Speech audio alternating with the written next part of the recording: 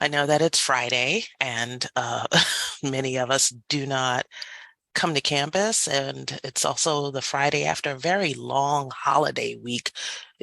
These seem to be more interminable than our regular 5-day week. So thank you for making it here. And I'm going to just go ahead and admit Nicole and Noel.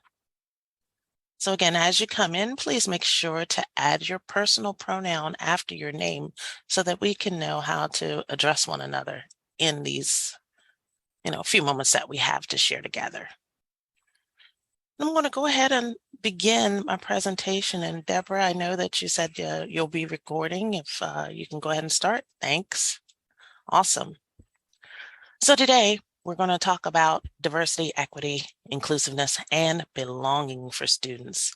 And the way I frame this is in this idea of it being as familiar as breathing. We go in and out with our breaths, so we should also go in and out with this idea of diversity, equity, inclusiveness, and belonging. And we're going to really tap into that today.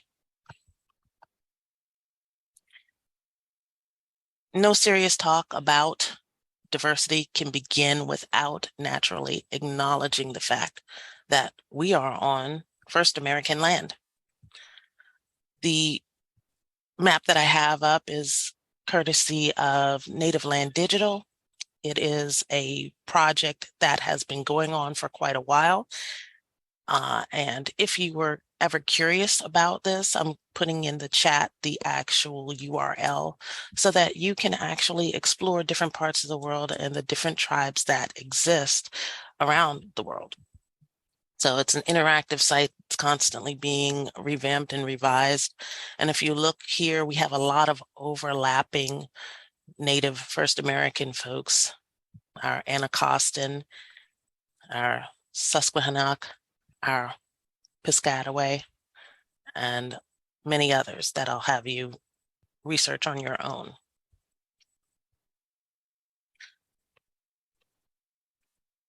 Today's agenda, we're going to do just a teeny bit about me because the focus isn't really about me.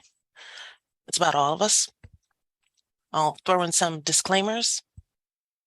We'll look at some definitions and why it's important and how to start the conversation. If at any time you want to jump in or have something to say or add to the conversation, please feel free to jump in, because I would much rather this be a dialogue among us rather than just a monologue. So for those of you who don't know me, I am Candace Floyd. I am both a full-time, um, worker here in the library, and I'm also an adjunct faculty member. Another distinction that I have is that I am an alum of Prince George's Community College. So in the very seats that I look out at when I'm teaching, I was once sitting in. Of course, as I tell my students, they were not as nice as they are now, but the point is, I know exactly where they are coming from in terms of being a student here. I'm also a student of the topic of diversity, and I have been for over 20 years. I currently compile and send diversity reports for the library and learning resources, and I'm a co-chair of the technology subcommittee on diversity and equity here for the Faculty Senate.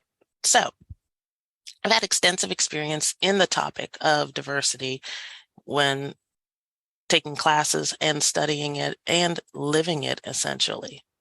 So that's a little bit about me. I'm going to give you a few disclaimers before we get started. And the first disclaimer is I don't have all the answers. In fact, I would like to say I don't have any of the answers. I have suggestions, and they are not cookie cutter for every single situation, because every single student that we encounter is different, and we need to keep that in mind as we move forward. My second disclaimer is that the discussion should not end here. In fact, this should be a good way to help you segue into having these discussions with your students if you aren't already doing so. And my third disclaimer is this is not an attack or defense of any particular culture. It's a broad discussion of being mindful of all cultures. So my first topic to talk about is, why do we talk about it in the context of as natural as breathing? And if there are any suggestions or answers that you all might have, please feel free to put it in the chat or unmute yourself. Again, this is a discussion. So tell us, why would you think that I would approach diversity, equity, and inclusiveness and belonging as something that's as natural as breathing?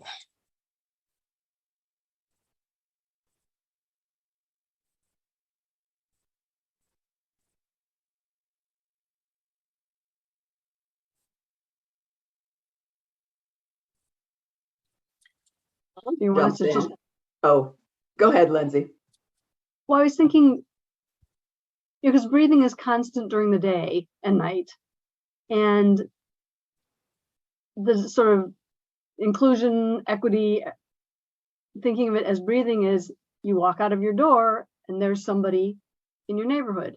So that starts there. Or you go to the store and there's people at the store. And so there's that breathing and interaction going on. So if you've got interaction, thinking of it that way, as long as there's interaction, that's the same, the breathing, that it's constant wherever you go. And whoever is on the sidewalk next to you or across the street or in the store or in the classroom. And that's how I'm thinking about it. Okay, good. I heard another voice in there. Oh, that was me.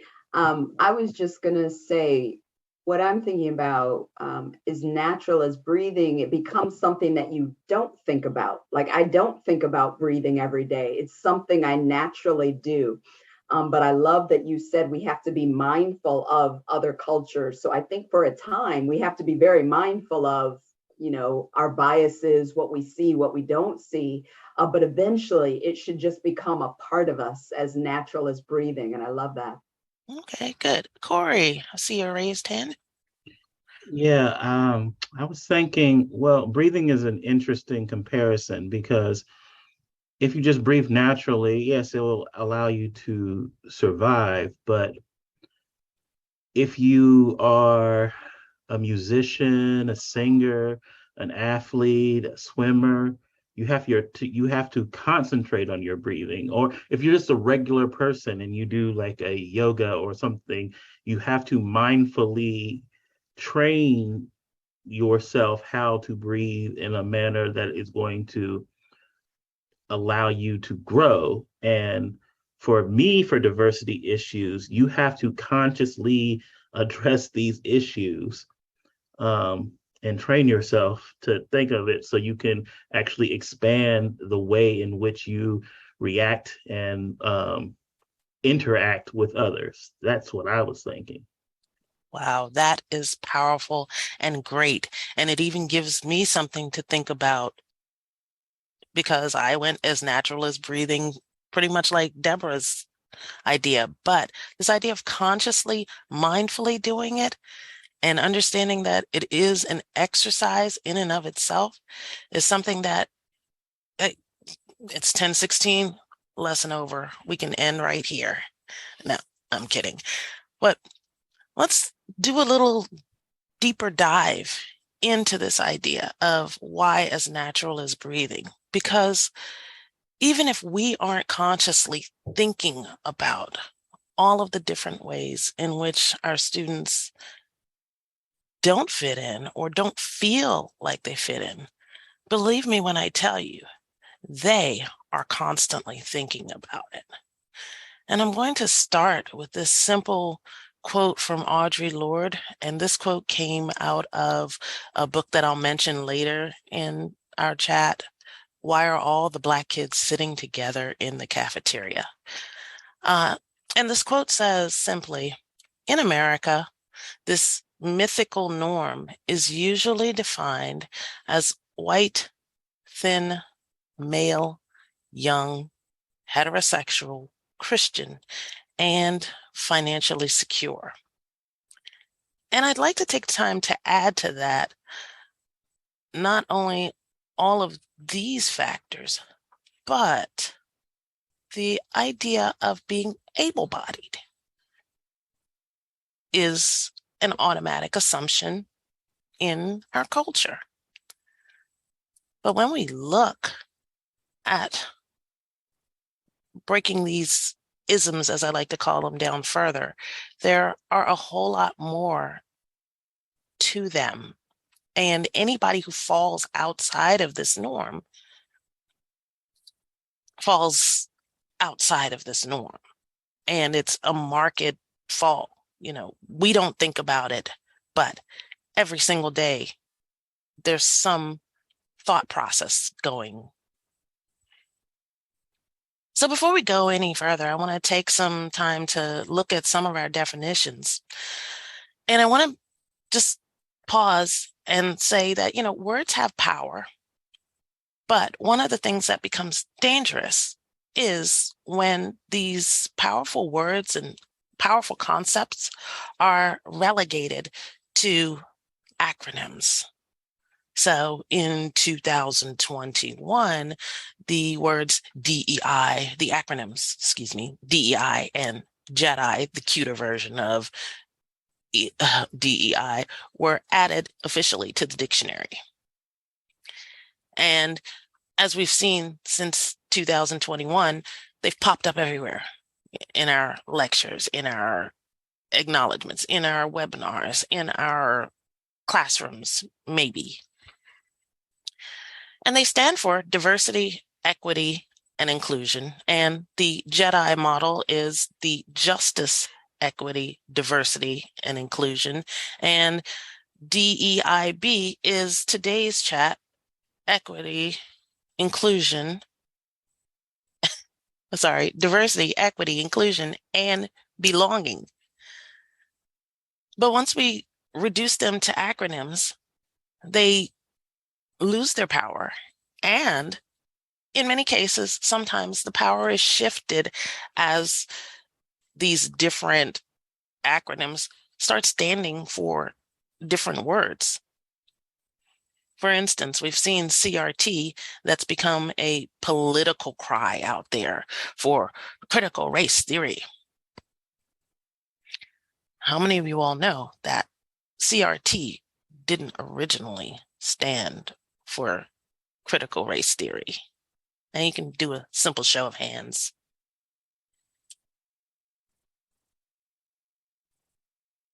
No? The real acronym for CRT is, Donna, did you have something? Yeah, we used to, many, many years ago, have CRT computer monitors that we did data entry on back in like 1980. Oh, wow. Yeah.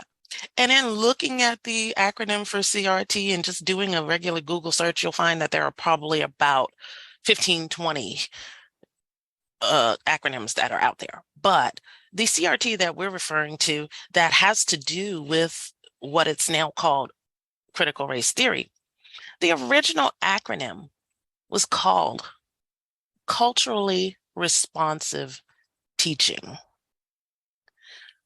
But it very quickly got relegated to an acronym. And once it got politicized, the CRT, that critical race theory, where everything has to be about adding minority books into the fold. Now, all of a sudden, this original great theory of culturally responsive teaching that talks about inclusion and adding people in gets, pardon the French, bastardized and placed in a different context and used as a weapon rather than as a mode of power. So we want to really be careful that whenever we're thinking about diversity, equity, and inclusion, that even though it's a mouthful, that we want to keep in mind not to relegate it just to the latest buzzword or DEI and call it good, because eventually that means that it loses its original meaning and loses its original power. So as we delve deeper, let's dive down and just to the definitions of each one of these in tandem. So diversity is defined as the inclusion of individuals representing more than one national origin, color, religion, socioeconomic spectrum, sexual orientation, and you can add whatever otherness in terms of the etc. When we look at diversity, I see this picture and pictures like it. This picture is from one of my favorite books that I read my kid, who is now 11 and not very much appreciative of this book anymore. It's from Barack Obama's Of Thee I Sing, and it's a collage. And it actually says, have I told you that America is made up of people of every kind? Have I told you that they are all a part of you? And when we look at this picture, we see every spectrum represented, not only in terms of color, but in terms of talent. We see someone who's an athlete, we see a musician, we see someone holding a book in their hand. All of this is what diversity looks like to me in terms, it's diverse sets of people. Can anybody else give me an example of something they've seen that personifies what diversity means to them?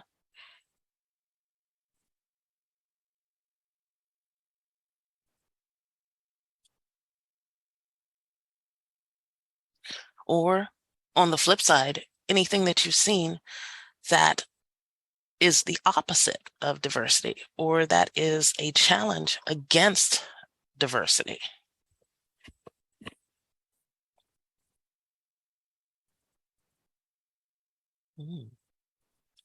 I'll add something in here. So I have just been tasked with teaching a master's level class, teaching for diverse and inclusive classrooms. And it's not a class that I created. I was kind of asked to cover it at the last minute. So I'm teaching somebody else's curriculum. And the one thing that I will say that I've been kind of thrown off guard by, and we're just starting week 2, so I'm hoping it's going to get better as I'm going through the materials. Everything in week 1 about teaching to diverse students and creating inclusive classrooms had to do with disabilities. There was absolutely nothing cultural in there. And I kept thinking, well, there's got to be a reading in here. But all they read about in week 1 was inclusivity for students with, learning disabilities, physical disabilities. And I just was kind of like, what the heck? And so, like I said, I'm looking at this picture and I'm loving the diversity of people types, but I'm also looking, is there a child in there in a wheelchair or anything else? No, but just to me, there again, this is a master's level teachers program. And where is the cultural? And I've just been shocked. And so I will be making some changes if it doesn't improve itself quickly, because like I said, I got this class like 2 days before and they were like, oh, it's all set up. You can teach it as it is. And I'm like, I don't know that I want to teach it as it is. So that's just, I don't know if all education curriculums are like this and they're mostly just focused on autistic students and ADHD and a student in a wheelchair, but if that's what it is, then I think we need to make some changes to our teacher education programs too. Yeah. That's just, and these are K-12 teachers, but still K-12 teachers are really on the front line of creating a culturally inclusive environment, at least in my opinion. So that's just an observation that's been kind of bugging me, I guess I would say, last week. Oh, understood. Right. Right. And Cheryl, you have your hand up. Let me try to. There you go. I couldn't think of a particular picture, but one thing I tend to do, and I won't get into politics per se, but whenever you see like campaign rallies and all the people are there and the cameras are there, I always look behind the candidate to see what the population looks like. Hmm. And sometimes that gives you an indication of kind of how they view the world and what's important to them. So, and I thought about Obama and all, the people, when you would see his rallies, the diversity of people that would be there, much Hmm. like this people, as opposed to other candidates where you see one type of category or class of people, different Hmm. races. So that's what stood out to me when I saw this. I tend to look at organizations and I look at their leadership team. And if I don't see diversity there, or even when I'm looking for videos or trainings for professional development, I'll look at the slides and look to see that there's a diverse amount of pictures and discussions and things like that. Okay. And yeah, even take it even further.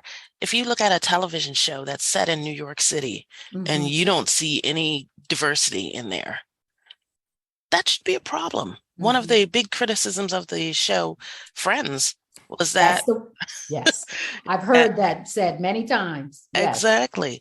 And you don't even have to look any further than today's pop culture. So this week there were two kind of major news stories because there were two premieres that happened in, TV land. A couple of weeks ago there was the Game of Thrones prequel, and this week was the Hobbit kind of prequel on Amazon TV. And the problem that some viewers are having was that there is Black representation in these two sci-fi things. There's a person in the Game of Thrones world who is a dark-skinned Black man with white blonde dreadlocks. And there was some over his, characterization as a leader in a made-up fictional fantasy world. And along with a Black Hobbit, there was also some ire about a made-up fictional world that had equal representation. We're going too far. This woke culture is too much. I heard a person quote that even with something as simple as IHOP offering vegan options for their sausages and bacon, that this woke culture has gone too far. So when we look at diversity, we do kind of have to look at it from all facets, and even in facets that we don't expect, like IHOP, which was shocking to me. But moving further into our definitions, we have equity. Equity is the quality of being fair or impartial. This idea of fairness and impartiality. And definition 2, something that is fair and just. And on the next slide, I'm going to give you two representations of equity that have floated around since 2021. There were a couple of drawings. The first one is this one where it talks about equality, where everyone's standing on the same box, versus equity, where the person who doesn't need the box doesn't have it, and the person who needs it the most has what he needs to visualize. And then, of course, there's this one on the right that is a portion or a kind of adaptation of the giving tree, where we have inequality, the notion of equality on the right-hand side, another one of equity, and then taking it even further by pushing it into justice. And these two images say a lot in terms of how we think of equity versus equality. You know, people used to think that equality was enough. But if we look at the ways in which our system is set up, we understand that sometimes a little extra push is needed, or a little extra something is needed. This is not to say that it's entirely charity or anything that divisive that other people are trying to push against. If we look at our student loan debt debate that's been going around, there are people, well, I paid mine off, so it's unfair that these people are getting debt relief on a system that was essentially something that was taking advantage of young persons in the first place.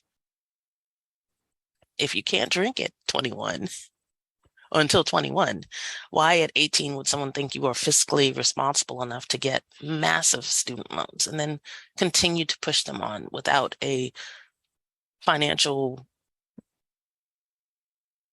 coaching before accepting any of these?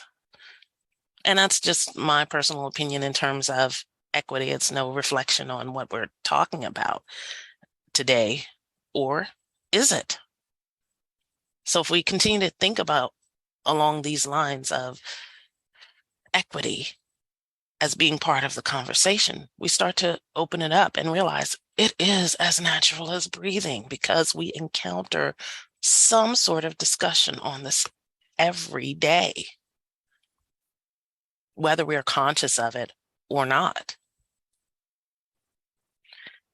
Inclusion, of course, is the policy or act or practice of including and integrating all people and groups in activities, organizations, political processes, and there's that et cetera again, especially those who are disadvantaged, who've suffered from discrimination, or who are living with disabilities. And Donna, that goes to your point about disabilities are something that are included in the conversation.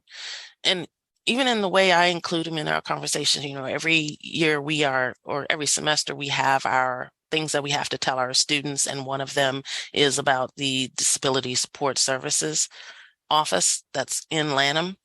And I always make sure that this is a definite conversation. And I teach English, as many of you know. And one of the things that I believe in as an English professor is that words matter. So even using something as uninclusive as the word disability is problematic for me. So even though I'll say this is called the Disability Services Office, I often refer to it as differing abilities, because this idea of, you know, indicating off the break that something is wrong with a person because they are not able-bodied is something that's, in my mind, again, problematic. So I always make sure that I say something as simple as saying differing abilities, because there are, of course, things that people who do have these differing abilities can do that we cannot, because they've had to find creative workarounds on things we take for granted. So, you know, we can use a simple example of someone who has a reading differing ability, who has what is clinically called dyslexia, or someone who doesn't have the use of their legs and has to rely on a wheelchair. Donna. Yeah, I was just going to go with your dyslexia point. Before you got to it, I raised my hand, but I'll just finish this. I have a daughter who is dyslexic, and it was an incredible struggle for her to read and work her way through schoolwork and everything else. However, she is an interior designer and is really amazing, because she does not see the room the way I see a room. I once asked her to line up children from shortest to tallest and turned around, and instead of having them lined up left to right, she had them lined up right to left. Now, it didn't matter. They were still lined up shortest to tallest. But in her case, her difference, and we call it a difference, is a strength and not a weakness. And I think too often when people are different, we assume it's a weakness when in fact it may be a greater strength than anything that we have, because she can look at a room and do amazing things. And her boss asked her about it once, and she said, no, it's because I'm dyslexic. I see things a way that you don't see it, which is a strength. So I appreciate the fact that you're saying differences, not disabilities. That's one of my keywords. And that you're encouraging the fact that there are actually strengths that come with those differences that we can draw on with students. So that's all I was going to say. Oh yeah, absolutely.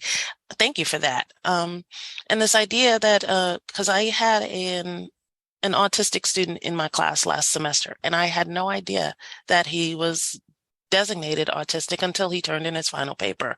And it was one of the things that he pointed out. He was so organized that I was envious, because he would come into class and he would, force me to be more organized, because he would say to me every day, Professor Floyd, what are we doing today?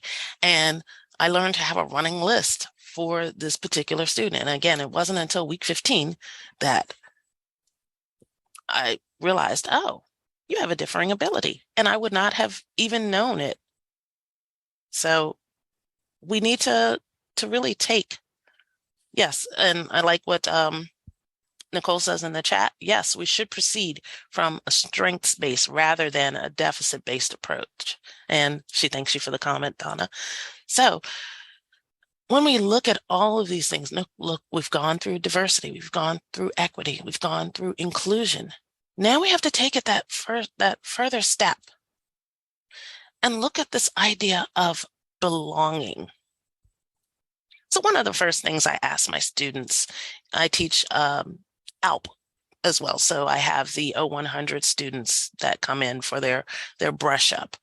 And after we've gone through an exercise, a diagnostic that has them figure out why they're actually taking 2 English courses instead of 1, we actually look at belonging in the sense of, okay, your very first writing assignment is to give me a paragraph on your first impression when you walked into the English class.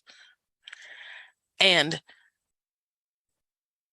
if you've never done this assignment, you have to, just to give them this sense of comfort, because the very first thing they often cite is being nervous about being in the classroom with other folks, especially if you teach weekend or evening courses where there's a proliferation of adults in there. And of course, also dual enrollment students. So this idea of getting their first reaction, and many of them say, I was nervous.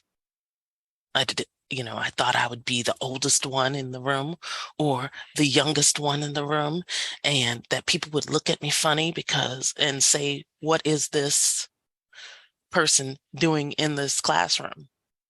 And then realizing, and I added on the discussion board so that everyone else can see, and then realizing that out of the 10 ALP students that are in the class, all 8 of them feel nervous.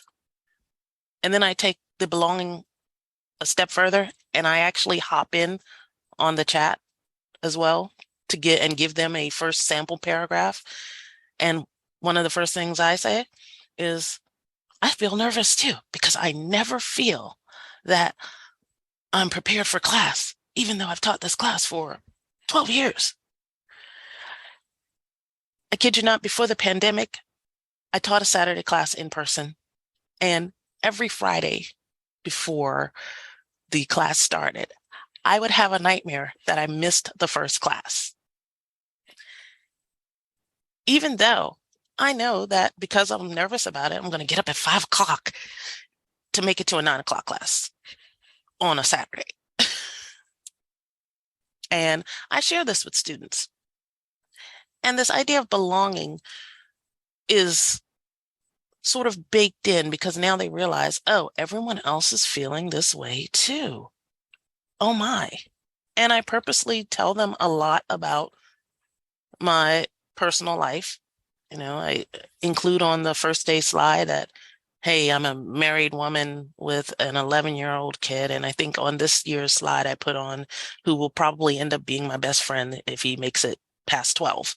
Uh, you know, just the honesty of what I'm feeling at the time when I do the slide. So when we look at the definition of belonging, it's being in the relation of a member, adherent, inhabitant, and there's that et cetera again, having the proper qualifications, especially social qualifications, to be a member of a group. And we're going to circle back to that definition in just a second. And 3, being proper or due, be properly or appropriately placed, situated, etc. But circling back to that number 2 definition, having the proper qualifications. Our students almost never feel like they have the proper qualifications to be in the class. We've heard this talk of imposter syndrome when it comes to almost anything. And if we really listen to the conversations revolving around imposter syndrome, it happens with the experienced as well as with the inexperienced. Who am I to be walking in this room and teaching this class? Who am I to be walking in this room thinking that I'm going to get a degree? I've even heard experienced writers say, who am I to be publishing this book? And then other writers come up to them and say, oh my gosh, I can't believe I'm talking to you. And then say something like, oh, all of a sudden they realize, oh, wow, somebody actually wanted to hear what I had to say. Oh my gosh, my Shiro is talking to me and she knows who I am. Even actors, get starstruck. Our athletes who meet their heroes are starstruck by them. So this idea of belonging, this having the proper qualifications, none of us actually think we have them when we go in and approach something. And it's only with our practice and our skill that we become slightly less anxious about our own sense of belonging. So I'm going to ask you, when you're looking at this in the future, to, one, think of any time where you felt like you didn't belong, and then multiply that and look at the people that you're teaching and see how that works for them. And I kid you not, try that assignment. It is an eye opener. And I often get my eyes open in ways that I'm not expecting. I ask what I think are simple questions, and then I get these wonderfully elaborate answers. Like one particular assignment that I've been doing in the writing class is talking about a turning point. It's usually a starting essay. And I've gotten some amazing answers. And the first time I did it, I kind of did it as a throwaway kind of question, because what's the worst that they could tell me? And this was my own lesson in diversity, equity, inclusion, and belonging, because I was not prepared for the first set of answers that I received. What's a turning point for you? I was thinking, I graduated from high school. I wasn't expecting the student who said to me, I went to school one day and when I came back home, my house had burned to the ground. Luckily, my siblings weren't in it, but everything we had was lost. I wasn't expecting the student who said, I messed up in the beginning of high school and ended up dropping out. When I went back to school 2 years later, my mom was there to encourage me. She was my biggest cheerleader. And 2 weeks before I graduated, she passed away. So these moments that we think are throwaway moments end up being our biggest teachable moments in here. So when we look at this idea of diversity, equity, inclusiveness, and belonging, we really do have to look at it in the way that Corey pointed out earlier, as a mindful activity. Because even if we aren't thinking about it, the students are in some way, shape, or form. And each semester that I teach, I learn something as well.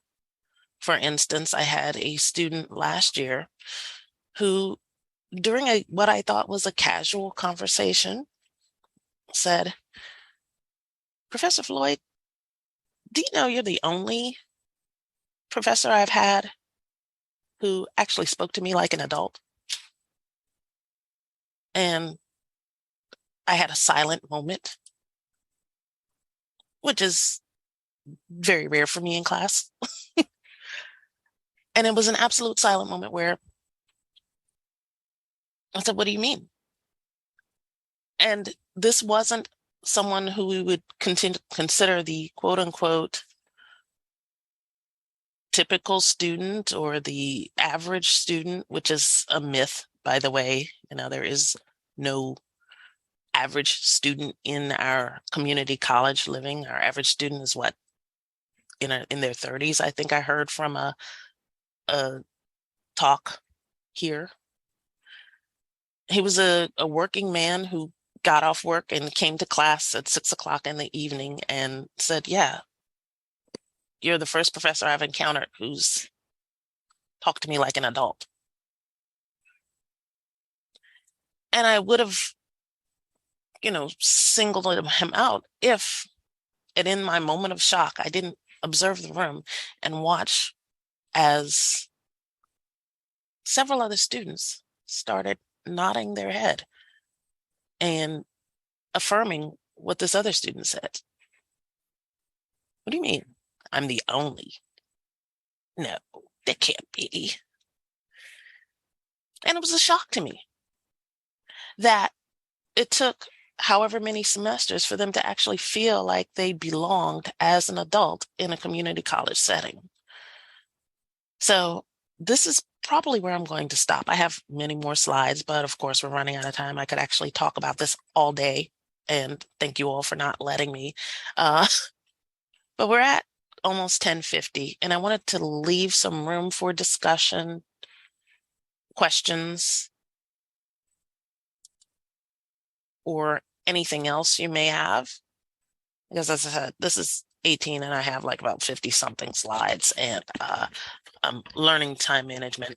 But I knew with this presentation, I wasn't going to get to all of them. So I just pushed the ones that were probably the most immediate to the forefront.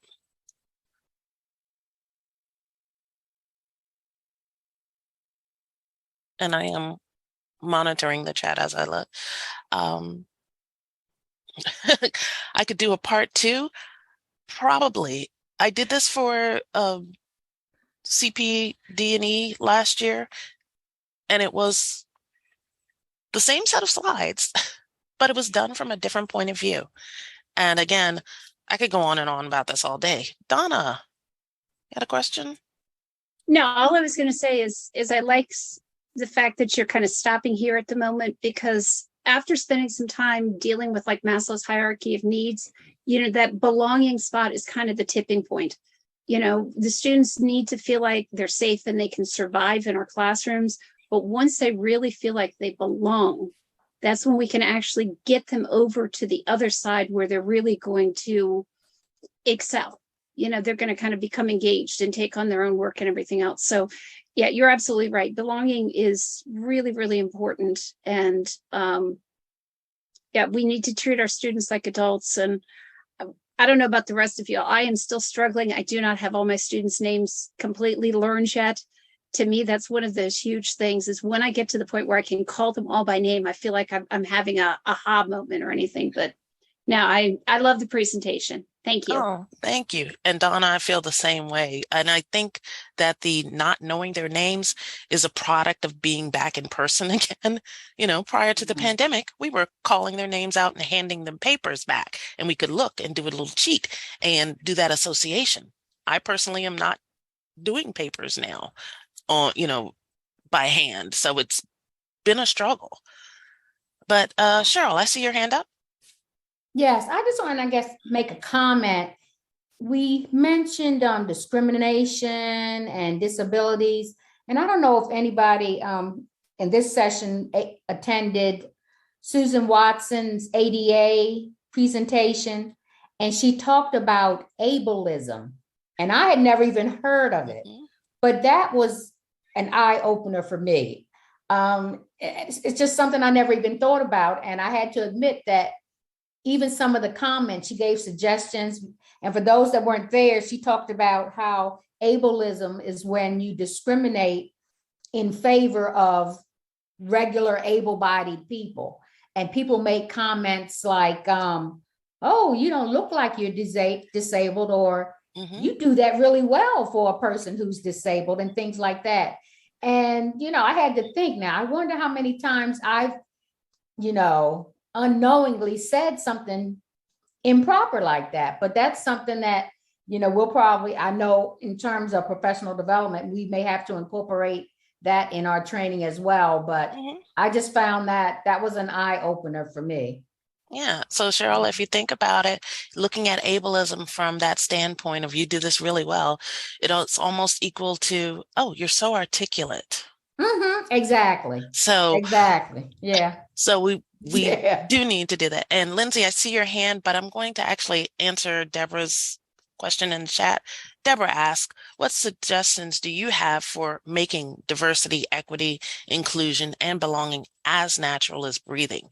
And one of the things, of course, is to be mindful. Just as Cheryl questioned herself about when did I ever possibly say anything like that?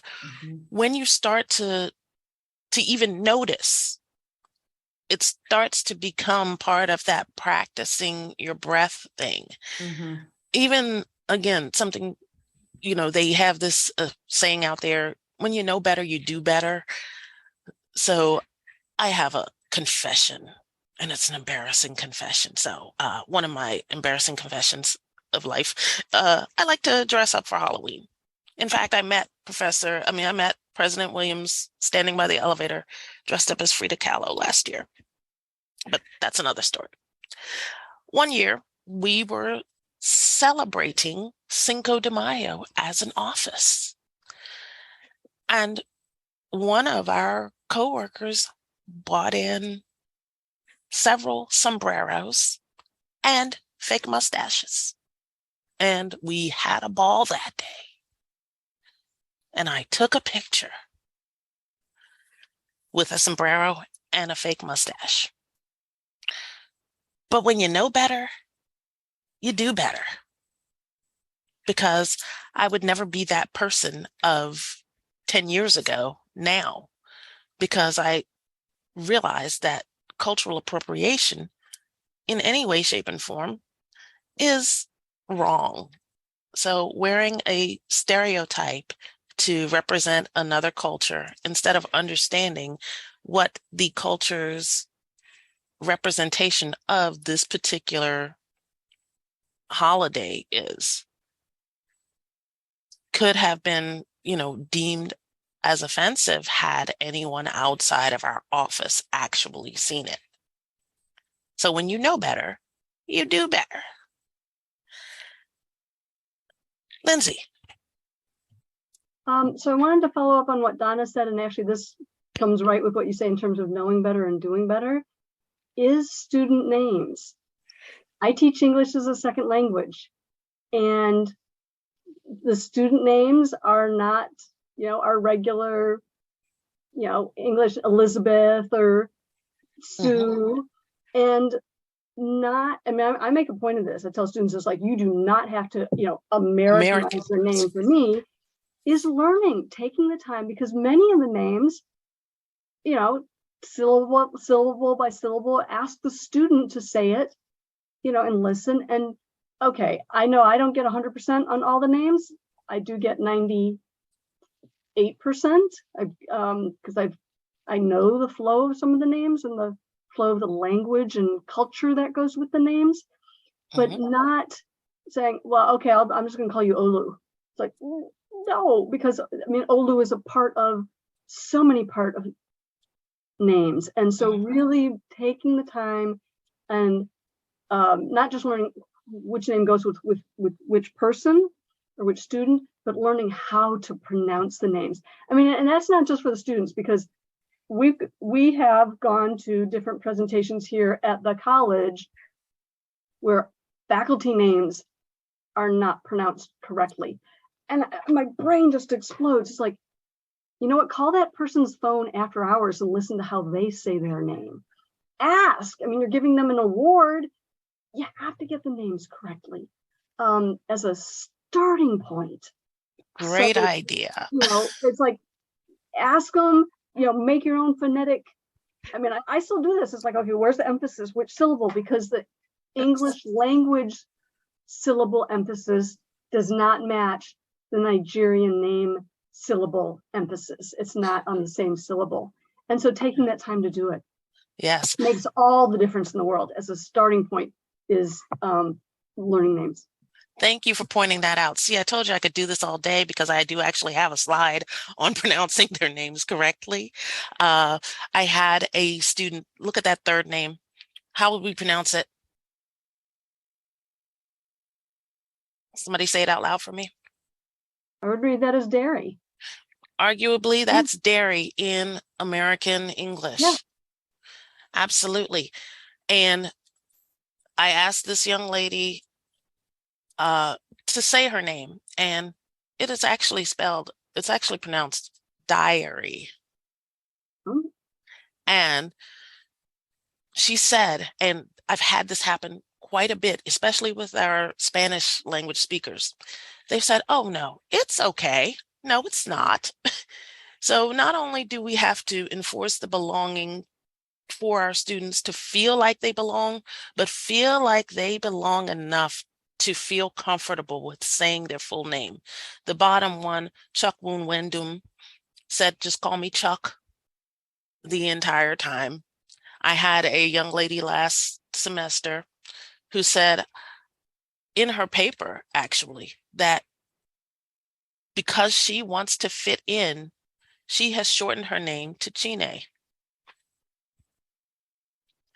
And it was not Chine originally, but she's like, when she wants to feel more American, she shortens her name.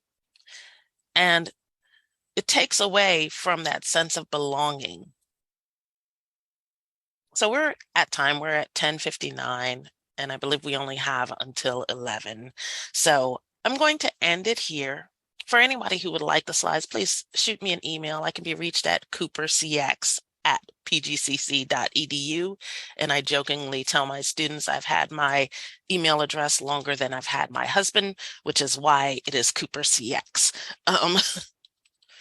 So I'll add my email in the chat. And if you'd like a copy of this slide, because it goes on and on and on, you can feel free to email me and use them at your leisure for however you want. But I do have other solutions for them. But that's the end of my time today. Thank you all so much for coming and making this a rich conversation. And I hope maybe we can do this again. Maybe have a part 2, part 5, part 6, part 18. All right. Have a great afternoon, folks. And